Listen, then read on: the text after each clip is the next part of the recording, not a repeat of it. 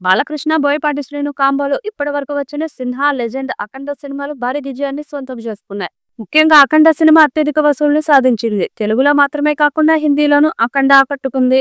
Theatrical release లో కంటే ఓటీటీలో అఖండాకి మంచి స్పందన వచ్చింది. ఇప్పుడు అఖండ 2 సినిమా రూపొందుతుంది. బాలకృష్ణ, బోయపాటి కాంబోలో రాబోతున్న 4వ సినిమా అఖండ 2. ఇప్పటి వరకు సినిమాకు సంబంధించిన కీలక సన్నివేశాల చిత్రీకరణ జరిగింది. చివరి 2 షెడ్యూల్స్ షూటింగ్ మాత్రమే బ్యాలెన్స్ ఉన్నట్లు తెలుస్తోంది.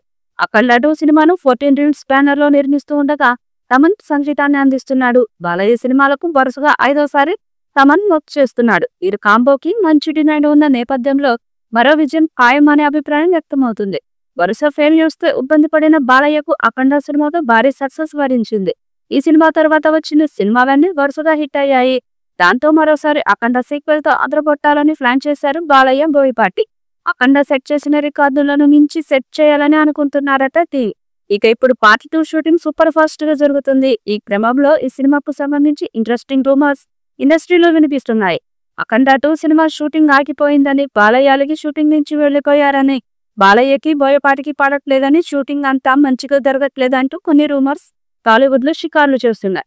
దాంతో బాలయ్య ఫ్యాన్స్ లో కాస్త టెన్షన్ మొదలైంది.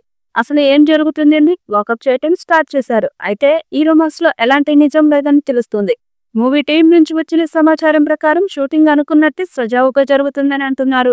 ఇక ఈ సినిమాకు తమన్ అదిరిపోయే ట్యూన్లు, బ్యాక్గ్రౌండ్ మ్యూజిక్ ను రెడీ చేస్తున్నాడు. అఖండ సినిమాకు తమన్ వాయింటి గురించి ప్రత్యేకంగా చెప్పనక్కర్లేదు. ఇక అఖండ 2కు అంతకు మించిన సౌండ్ ఎఫెక్ట్స్ ఉంటాయట. ఇక ఈ సినిమాను 14 రీల్స్ బ్యానర్ పై భారీ బడ్జెట్ తో నిర్మిస్తున్నారు. ఈ మూవీపై మీ అభిప్రాయాన్ని కమెంట్ బుక్లో తెలియచేయండి.